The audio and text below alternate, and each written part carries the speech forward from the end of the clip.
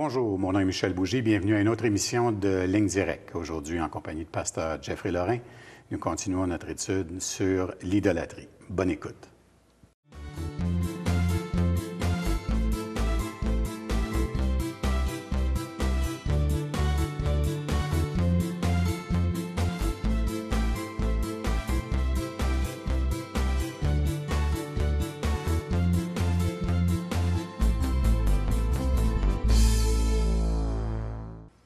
Alors, bonjour, pasteur Jeff. Bonjour, Michel. Une autre émission de Ligne Directe. Oui, toujours dans la suite de l'idolâtrie. Oui, c'est vraiment un sujet... j'ai comme l'impression que ça va durer aussi longtemps que notre série sur Ésaïe, qui avait duré 4 ans à une certaine époque. Tu t'en souviens? Oui, oui. J'étais là le dimanche où tu avais clos le dernier chapitre d'Ésaïe. Alors, peut-être qu'on va remettre notre émission au Seigneur, je pense. Et puis aussi, en même temps, on va prier pour nos autorités. C'est vraiment un temps où c'est pas évident d'être une autorité. Et puis, on a une tendance un peu facile à la moquerie. Puis, le Seigneur nous demande de les honorer. Fait qu'on va prier pour eux autres. D'accord. Alors, Seigneur, on veut te remercier, premièrement, pour cette journée que tu nous accordes, Seigneur, qui nous rappelle que tes grâces se renouvellent à chaque matin, Seigneur. Et que c'est un privilège pour nous de pouvoir être ici, présent, pouvoir parler de ta parole et puis pouvoir creuser les Écritures en toute liberté, dans un pays qui nous le permet, Seigneur. On n'est pas persécutés. Et puis, Seigneur, on te demande vraiment de bénir nos autorités, Seigneur, à tous les niveaux de gouvernement. Et vraiment de nous rendre conscients, Seigneur, comment est-ce que tu valorises le respect des autorités, toutes les formes d'autorité. Que ce soit les policiers, que ce soit les députés à Québec, à Ottawa, dans nos municipalités. On le sait, Seigneur, qu'il y a peut-être certains individus qui entachent ces rôles-là. Mais de façon générale, Seigneur, tu nous demandes de respecter et d'honorer, Seigneur, ces autorités. Alors, on te prie que ta sagesse puisse régner au milieu d'eux, Seigneur, et que tu puisses donner de la place à ceux qui te craignent pour qu'ils puissent donner un bon conseil, Seigneur. Et on te remercie pour cette émission, Seigneur. On te demande vraiment de nous accorder ta sagesse. Et puis, on te remercie dans le nom précieux de Christ. Amen. Amen. Alors, la dernière fois, on était dans Bonhoeffer et on parlait de 2 différents aspects. Spirituel. Et psychique. Et psychique. Pour définition, je vais juste les relire simplement. Certainement. Toujours en passant dans ce petit livre très intéressant de la vie communautaire. C'est les éditions Labor et Fides et Cerf qui l'ont édité. Donc, Bonhoeffer nous donne la définition sur l'aspect, entre guillemets, spirituel, quand on marche selon l'Esprit. La Bible entend ce qui vient du Saint-Esprit, lequel nous fait reconnaître Jésus-Christ comme Seigneur et Sauveur. Et Bonhoeffer repose finalement sa compréhension de marcher selon l'Esprit ou de manière spirituelle sur ce fameux passage où Paul dit « Personne ne peut déclarer ou dire, dans le sens comme une confession authentique, Jésus-Christ est Seigneur, sinon par l'Esprit. » Donc, c'est dans l'aspect du ministère du Saint-Esprit sur nos vies qui nous fait vivre sur une autre dimension où la justice de Christ supporte finalement notre vie. C'est la justice de Christ, l'œuvre de Jésus-Christ pour nous, en tant que croyants, à tous ceux qui mettent leur confiance en Dieu et en Jésus-Christ. Ces gens-là, finalement, sont au bénéfice de la justice de Christ. Tandis que si on est sans Dieu et sans Christ dans le monde, on compte que sur notre propre justice pour essayer de justifier notre vie. Qu'est-ce qu'une vie réussie, par exemple? Donc, Bonhoeffer dit, l'Église, c'est le rassemblement des gens qui ont Jésus-Christ comme justice et ils apprennent à marcher en nouveauté de vie, dans une nouvelle sorte de vie, avec ce critère où Christ est le médiateur entre nous tous, principalement entre nous et Dieu. OK? Ça, c'est le principe. Son contraire, c'est l'aspect psychique. L'aspect psychique, c'est, par exemple, quand Paul dit l'homme naturel ou l'homme psychique, c'est la même expression. Et Bonhoeffer sur l'aspect plutôt psychique, là. Mais l'homme psychique, c'est celui qui soit n'est pas né de nouveau, ou qui est né de nouveau, mais qui continue à marcher selon l'ancien mode de vie, ce que la Bible appelle le charnel. Donc, encore une fois, on a 3 catégories. On a l'homme naturel ou psychique, c'est celui qui n'est pas régénéré, qui n'est pas sauvé. Donc, qui n'a pas encore mis sa foi en Jésus-Christ, n'a pas connu la nouvelle naissance. Au moment de la nouvelle naissance, pour ceux qui ont cru en Christ, il y a 2 catégories. Ça se divise en 2 catégories, ceux qui sont charnels ou ceux qui sont spirituels. Ceux qui sont charnels, c'est ceux qui continuent à vivre comme si Christ était juste une roue de secours dans leur vie. mais Christ n'est pas Seigneur, dans le sens qu'il ne détermine pas vraiment leur vie. Et naturellement, ceux qui ont Christ entre eux et tout le reste, donc entre eux et Dieu, entre eux et l'autre, par la parole de Dieu illuminée par le Saint-Esprit, sont ceux qu'on appelle donc les spirituels. OK? Donc, ça nous donne ces catégories. Excellent. Et ça nous a amené finalement à comprendre que la source de toute forme d'idolâtrie se produit, au fond, tire son origine dans ce qu'on peut appeler, encore une fois, notre nature déchue, notre nature charnelle. Pourquoi? Parce que Paul dit qu'en Adam, tous ceux qui ne sont pas nés de nouveau, et même si on a une tendance à continuer à vivre selon ce mode de vie, nous ne sommes pas des adorateurs de Dieu, mais plutôt de la créature. Et la créature inclut moi-même. Donc, des gens qui vivent de leur propre conseil sont des gens qui ont comme source, comme adoration, comme point d'ancrage eux-mêmes ou ce qui les entoure. Donc, Dieu veut nous amener à un principe entre nous et lui, versus juste nous et les autres, peu importe. OK, donc ça, c'est la source. Être idolâtre, il y a des, comme on l'avait vu dans d'autres émissions, être idolâtre, ça peut être manifeste de manière externe par le fétichisme, par les statues, par toute la superstition qu'on peut développer, ou elle peut être interne, comme on a vu finalement avec Clarkson, David Clarkson, qui développait bien, surtout l'aspect interne, l'estime de moi-même. Tu sais, on parle beaucoup d'avoir une bonne estime de soi, d'avoir confiance en soi. Le chrétien doit rechercher la présence de Dieu pour avoir beaucoup confiance, pas en lui, en Dieu. Ce qu'on veut, c'est de la confiance. Mais ma source, si c'est moi, c'est vraiment une source insécure, pas insécure, mais instable. Instable, oui, tout à fait. Tu sais. Tandis que si j'ai trouvé Dieu en Jésus-Christ, il devient vraiment une source sûre. Alors là, j'ai de l'assurance, mais je n'ai pas eu besoin de l'avoir en moi-même. J'ai trouvé une autre source que moi-même. Donc, le chrétien, c'est vraiment celui qui trouve tout en Christ. Car Christ a été fait pour lui tout ce qu'il a besoin d'être pour vivre. Justice, rédemption, sagesse, ainsi de suite. Donc ça a pas mal délimité nos territoires. La question maintenant qu'on devrait se poser. Quand Bonhoeffer parle de la vie communautaire, la vie de l'Église, c'est pas parce qu'encore une fois, on est chrétien puis on appartient à une Église, ce qui est l'ordre du Seigneur, dans le sens des choses à faire, comme il nous est dit dans Hébreux chapitre 10, où il nous est rappelé, je pense au verset 25 ou 26, « N'abandonnez pas l'assemblement de vous-même comme c'est la coutume de quelques-uns. » Mais ces assemblements sont là pour qu'on puisse s'encourager ensemble, s'exciter aux œuvres bonnes, et ainsi de suite. Il peut y avoir encore les deux sources. La source spirituelle, il peut y avoir aussi la source charnelle. Donc, il y a toujours ces deux sources qui sont en opération, et donc on doit veiller. Maintenant, comment on les discerne? C'est ça l'important. Est-ce que j'ai des moyens de discerner si je suis en train de marcher, ce que Paul appelle selon la chair, ou est-ce que je suis en train de marcher selon l'esprit? Et ça ne se mesure pas par mon enthousiasme. Non. Ça ne se mesure pas non plus par juste ma bonne morale, ou encore d'être bien uni au groupe dans lequel je suis. Ou d'être impliqué dans un service. Exactement. Et donc, finalement, dans cette communauté, ici, encore une fois, pour souligner ce que Bonhoeffer donne, c'est vraiment intéressant, il dit, dans cette réalité du corps de Christ, si je discerne bien où j'en suis rendu, c'est de voir, est-ce que entre moi et toutes les situations, entre moi et moi, en même temps aussi, entre moi et toi, entre moi et Dieu, entre moi et l'ensemble, est-ce que je réalise que Christ reste mon intermédiaire? En d'autres mots, est-ce que sa parole fait loi?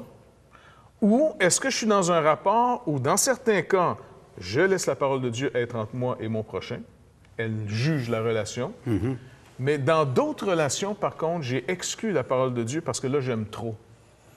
À un moment donné, tu avais utilisé l'exemple, en fait, non, c'est Pasteur Réal qui avait utilisé l'exemple des anciens jello qu'on mettait sur les lumières et qui filtraient, qui donnaient une couleur. Ouais. Et donc, notre interprète, c'est qui? On interprète les choses autour de nous à travers qui? Et puis, ce que tu dis, c'est que c'est à travers Christ qu'on interprète absolument tout. Exactement. Et c'est pas nécessairement évident si on n'a pas une recherche continuelle de la parole de Dieu. C'est pour ça que celui qui ne s'attache pas à la parole de Dieu, qui ne la reçoit pas avec douceur, ce qui peut sauver sa vie, Jacques nous dit, son âme, eh bien, finalement, cette personne-là ne peut pas avoir le discernement pour arriver à savoir, est-ce que j'ai la parole de Dieu dans mon rapport entre moi et mon frère, et même entre moi et moi? Donc, une petite définition encore ici intéressante par Bonhoeffer. Il nous rappelle que dans la communauté spirituelle, c'est la parole de Dieu seule qui gouverne. Dans la communauté pieuse, Lui, Bonhoeffer souligne qu'une communauté pieuse, c'est charnel. Lui, c'est comme pieuse dans un sens apparent. Religieuse, apparente, et puis tout ça, tu sais. Donc, il dit, dans la communauté spirituelle, c'est la parole de Dieu seule qui gouverne. Dans la communauté pieuse, c'est l'homme avec ses expériences, ses vertus, sa puissance de suggestion et sa magie religieuse.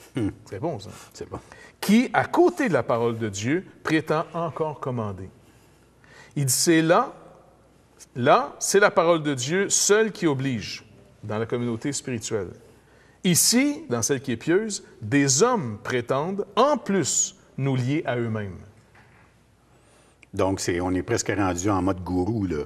Et puis, c'est là qu'on voit qu'on a des natures déchues qui sont enclins à l'idolâtrie. Non seulement il y a des gens qui aiment être gourous, mais il y a des gens qui aiment être gourougés. Gourougés. Tu vois? Qui veulent « dites-moi quoi faire » et qui se déresponsabilisent. Parce que l'idolâtrie, c'est de ne pas assumer la responsabilité de vivre une vie devant Dieu, en Jésus-Christ, nourri par sa parole, dirigé par le Saint-Esprit et au risque des décisions que je dois prendre. J'en suis responsable. Et c'est la seule façon de connaître Christ. Oui. Sinon, en dehors de ça, je suis en train de trouver un groupe où je me conforme et je retrouve dans la justice du groupe ma justification. C'est ça. Ça va? Puis dès que ça brasse un peu, dès que les événements ne sont pas favorables, ça arrive. Sais-tu, c'est un bon moyen en plus, parce que quand ça commence à brasser autour de nous, dans la communauté, souvent on a l'impression que c'est le diable qui s'en vient. Oui. OK? Mais on oublie que le diable est un excellent serviteur de Dieu. Absolument. Parce que si on croit la parole de Dieu, que rien ne peut nous arriver que Dieu n'ait permis, et que tout concourt au bien de ceux qui aiment Dieu, et qui sont appelés selon son dessein. Alors, quand une épreuve arrive, ça a beau être le diable, il n'y a pas de problème. On prend le livre de Job, c'est vraiment le diable qui va détruire finalement cette vie. Il va détruire ses avoirs, il va détruire sa vie familiale, il va détruire sa santé. Mais le prologue nous rappelle, c'est comme si Dieu nous a invités à voir le dénouement de l'histoire avant que ça commence, en disant, regardez bien, c'est un défi que moi-même j'ai provoqué à Satan, l'ennemi. J'ai provoqué et je lui donne la permission. Il ne peut rien faire sans moi. Donc, finalement, Satan devient un instrument. Mon problème, il est entre moi et Dieu. Il n'est plus avec Satan. Satan devient dorénavant un instrument de Dieu. Le Seigneur devient tout pour le croyant et puis donc même Satan. OK? Dans le sens, Satan est un instrument. Alors, quand le Seigneur permet une épreuve dans une église, et si je vis une crise au niveau c'est tellement profond que ça me fait abandonner de marcher dans l'ordre du Seigneur, dans la manière que le Seigneur veut que le croyant marche, c'est-à-dire l'assemblement de nous-mêmes, de faire respecter les autorités, croire finalement aux Écritures. Si j'abandonne tout ça en disant « Ah, ils m'ont organisé », c'est que le Seigneur a permis une épreuve qui a mis en lumière que j'étais à ce moment-là, à mon insu peut-être, mais j'ai la chance de voir clair, j'étais un idolâtre.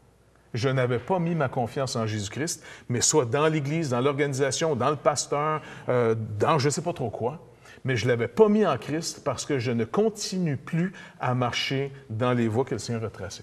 Puis je pense qu'on va s'arrêter là pour la pause, et après la pause, on reprend cette pensée-là, parce que c'est vraiment important, toute cette discussion-là qu'on a présentement sur la position du chrétien dans sa communauté.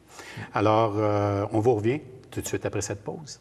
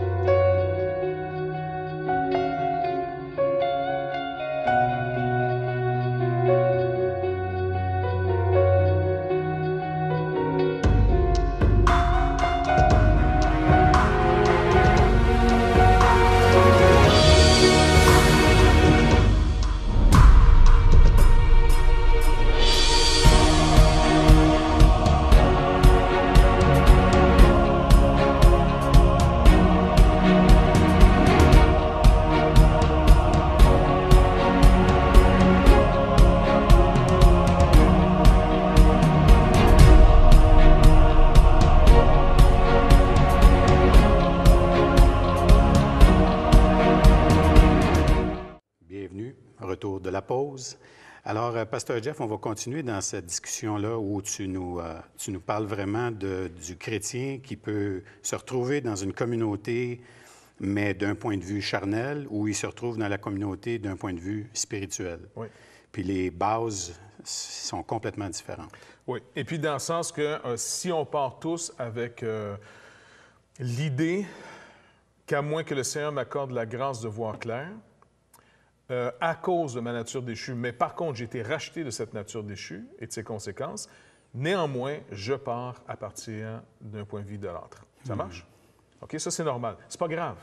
Le but, c'est pas d'être trouvé sans défaut. Le but, c'est d'être trouvé coupable pour entendre à nouveau mon pardon afin d'être restauré à ce qui est vrai.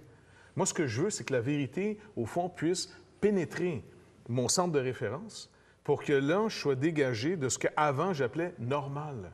Parce qu'il faut rappeler, on l'a déjà dit dans d'autres émissions, il faut rappeler à nos auditeurs que ce dont on parle ici, c'est pas un État ou un autre. C'est qu'on est en processus et c'est correct. Oui. Il y a peut-être des gens qui nous écoutent, puis plus les émissions avancent, ils se découragent, tout ça. Ils n'ont pas à se décourager. Ils ont tout simplement à se poser la question, est-ce que Dieu me révèle mon état et est-ce que j'avoue qu'effectivement je suis rendu là et que j'ai besoin de lui et de sa lumière pour m'éclairer sur ces aspects-là de ma vie? Exactement, oui. Donc, on part tous avec la prémisse suivante. Donc, avant de savoir, je ne peux pas savoir. Ça s'arrête là, c'est pas plus compliqué. Et avant que la vérité puisse venir m'affranchir, je suis inévitablement esclave du mensonge. Et qu'est-ce que le mensonge, encore une fois? C'est de l'idolâtrie. Je me suis confié en autre chose que le Créateur et en son Fils Jésus-Christ qui a accompli une œuvre parfaite pour moi. C'est tout, c'est simple, c'est clair, c'est net. OK? Donc, on parle de ça, et le Seigneur n'est pas venu nous condamner, il est venu finalement nous sauver de cette attitude et qu'on puisse passer de l'état où on était séduit, dans un état de péché, séparé de Dieu. Et en Jésus-Christ, on a été réconciliés une fois pour toutes à lui, par son sacrifice. Comme il est marqué dans l'Épître aux Hébreux, on a été rendus parfaits pour toujours, par un seul sacrifice, le sien. Donc, ce sacrifice qui nous a rendus parfaits dans une position sans crainte devant Dieu, où il n'y a plus de condamnation, le Seigneur va commencer à me montrer où ma nature m'avait trompé, ma nature pécheresse, le péché en dedans de moi m'avait trompé, pour maintenant m'affranchir par la vérité. Donc, repentance, foi. Repentance, foi, par la parole de Dieu. Fait que, bon enfant, encore une fois, je rappelle ici cette petite déclaration intéressante. Dans la communauté spirituelle, c'est la parole de Dieu seule qui gouverne. Dans la communauté pieuse, c'est l'homme, avec ses expériences, ses vertus, sa puissance de suggestion et sa magie religieuse, qui, à côté de la parole de Dieu, donc il inclut la parole de Dieu, mais il gouverne encore, qui, à côté de la parole, prétend encore commander. OK? Donc, ça, c'est le principe. Il dit là, c'est-à-dire la communauté où Dieu approuve, où est-ce que c'est en santé, c'est spirituel, où c'est le Saint-Esprit qui gouverne, là, c'est la parole de Dieu seule qui oblige. Le croyant se sait obligé parce que la parole de Dieu l'atteint plutôt que simplement l'environnement qui l'oblige à se conformer. Ici, dans la communauté pieuse, des hommes prétendent en plus nous lier à eux-mêmes. C'est des gens qui réclament une obéissance à eux quasiment plus qu'à la parole de Dieu. Ou se servant de la parole de Dieu, ils réclament qu'eux soient en charge de nos vies. Ce qui est finalement, encore une fois, une forme d'idolâtrie. C'est pas Christ qui est encore central. Donc, ce que Dieu donne à l'Église, en réalité, c'est des instructeurs de la parole et non pas des gourous à suivre. Et ça, c'est vital. Et je sais que la nuance entre les deux n'est pas toujours évidente, mais je dois de l'honneur à ceux que Dieu a appelés à travailler à la prédication, comme il dit, je dois même un double honneur à ces gens-là, il n'y a pas de problème. Mais s'ils remplissent bien leur ministère, c'est qu'ils m'ont amené à être obéissant à Christ, à sa parole, par son esprit. Fait que donc, la différence entre un environnement comme une communauté plus pieuse qui est menée par un homme qui mène ça à bout de bras, si on veut, c'est que dans un cas, on a affaire à quelqu'un qui fonctionne dans sa propre intelligence des choses et pour qui s'attacher les gens est extrêmement important. Alors que dans l'autre cas, on a affaire à un instructeur de la parole de Dieu qui, lui, cherche la face de Dieu et cherche ce que Dieu a à communiquer. Oui, pour voir ce que les gens s'attachent au Seigneur. Et comme Paul le dit, soit en ma présence ou encore plus quand je ne suis pas là, que vous puissiez persévérer dans les choses que vous avez apprises comme certaines, la parole de Dieu. Donc, Bonhoeffer, finalement, encore une fois, il nous rappelle, il dit, « Et tandis que l'une laisse le Saint-Esprit régner sur elle, sur la communauté, dans toute sa souveraineté, l'autre devient le théâtre de rivalités personnelles et de luttes d'influence où chacun proteste de la pureté et de la noblesse de ses intentions, sans voir qu'en fait, il détrône le Saint-Esprit pour lui donner une place si lointaine qu'il en devient irréel. » Wow. C'est quand même intéressant ici. C'est très bien expliqué en très peu de mots. Oui.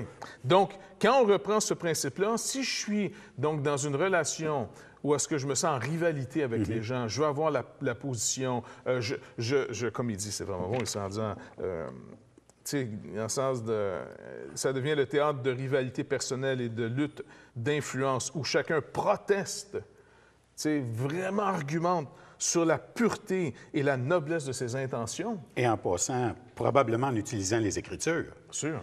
Quand même. Les Écritures deviennent un moyen et non le moyen par lequel le Saint-Esprit m'amène à Christ. C'est un moyen par lequel je bâtis mes projets ou ce que je contrôle finalement les gens. Eh bien là, finalement, le Saint-Esprit devient quasiment irréel dans cette place-là. En d'autres mots, vous vivez une situation où vous avez l'impression que si vous n'êtes pas dans l'activité de l'Église même, OK? Dans le sens, je vais essayer de décrire une situation où est-ce qu'on voit qu'il se produit un déséquilibre. N'oubliez pas, l'idolâtrie, pour revenir à d'autres émissions ici, parce que c'est plein de choses qui s'attachent ensemble. Oui. L'idolâtrie, c'est de prendre une chose bonne pour en faire une chose ultime. OK? Les ministères que Dieu donne à l'Église sont une chose bonne, mais si on en fait une chose ultime, ça devient l'idolâtrie. Ça marche? Donc, le Seigneur donne des ministères à l'Église, comme pour toute former l'Église à partir des apôtres jusqu'aux pasteurs enseignants aujourd'hui. Il les a donnés en vue d'amener ce corps à maturité, en vue de l'œuvre auquel Dieu les destine. Bon, Éphésiens chapitre 4. Mon attitude maintenant, si elle est saine, je suis en train de vivre devant Dieu par la foi, un, ma justification, mais deux, mon service. Ça veut dire, le Seigneur va mettre à l'épreuve. Si je suis plus en train de lire la parole de Dieu pour moi-même, par exemple chez moi, après avoir entendu le message à l'Église, si je suis plus en train de faire ma propre recherche des sources, parce que c'est de sonder les Écritures, si je ne développe pas une vie de prière personnelle devant Dieu, intime, cachée, si je ne suis pas en train de savoir que dans le secret, Dieu voit et entend, et que je vis toujours publiquement seulement ma vie chrétienne au milieu de l'Église, et que j'ai l'impression que je ne suis pas dans l'Église, je ne suis plus finalement dans le plan de Dieu, si je ne suis pas dans l'activité même de l'Église, je ne suis plus dans le plan de Dieu. En d'autres mots, si le dimanche à l'Église, je me sens rempli du Saint-Esprit, puis je me sens en présence de Dieu, mais que quand le lundi matin, je vais travailler, et que là, au travail, là, je suis un autre compartiment, puis j'ai un autre type de vie, alors là, je sais que je suis idolâtre encore. Tu comprends? C'est pas central. Donc, Bonhoeffer veut nous rappeler en disant que il faut pas sous-estimer qu'on arrive, au fond, toujours d'abord comme psychique au Seigneur, et c'est par le ministère de la parole et du Saint-Esprit qu'on va avoir, par le moyen de la vérité qui vient sur notre vie, une repentance, un changement de vie pour nous faire changer de source.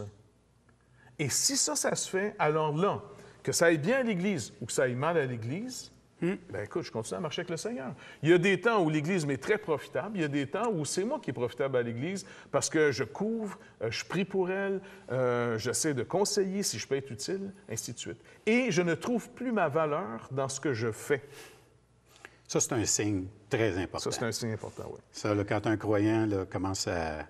Oui, quand un croyant se sent tout aussi valorisé, qui aime autant faire des tâches comme placer des chaises dans une salle que d'amener la parole, même si l'activité d'amener la parole peut être beaucoup plus stimulant que de placer des chaises, mais si je ne trouve pas ma valeur, en d'autres mots, si je ne me sens pas humilié de me placer des chaises puis on ne me demande pas de prêcher la parole, alors je sais que je suis en santé. Et d'ailleurs, c'est peut-être une bonne suggestion pour nos auditeurs qui sont dans des églises de ne pas hésiter justement à s'impliquer dans des services qui sont un peu moins publics et puis qui semblent un peu moins glorieux parce que le Seigneur voit absolument tout. Exactement. Je pense que c'est Paul qui, dans la version Parole vivante de Kuhn, il rend vraiment bien un verset dans l'Épître aux Romains où Paul, si je ne me trompe pas, c'est dans la section où il parle de rendre service. Je pense à partir du chapitre 12, 13, si je vois de mémoire, là, mais c'est comme s'il dit « Arrivez pas à un point d'être rendu trop grand pour faire des petites choses. » N'ayez pas une trop haute opinion de vous-même. Donc, quand tu as une trop haute opinion de toi-même, tu es idolâtre à nouveau parce que tu as trouvé une justification dans ce que tu fais plutôt que dans ce que Christ a fait pour toi. Tu as encore changé de source. L'idolâtrie, encore une fois, c'est toujours avoir pris une bonne chose et d'en faire une chose ultime. C'est d'avoir remplacé cette chose qui n'était qu'un moyen pour le but ultime qui est Christ et de mettre ça à la place de Christ. Donc, il faut rester prudent dans ces choses. Et les épreuves vont nous révéler où on est rendu à toutes les fois. Et seulement par les épreuves. Malheureusement. Un jour, il n'y en aura plus, il paraît, Oui. quand on va arriver dans sa présence. Plus de larmes. Donc voilà. On va poursuivre, en tout cas dans les prochaines émissions, sur cet aspect de l'aspect charnel, l'aspect psychique, c'est d'être direct. Je ne permets pas qu'il y ait d'intermédiaire, à savoir Christ, entre moi et ce que je fais. Versus être spirituel, c'est de vivre avec un intermédiaire continuel entre moi et ce que je fais.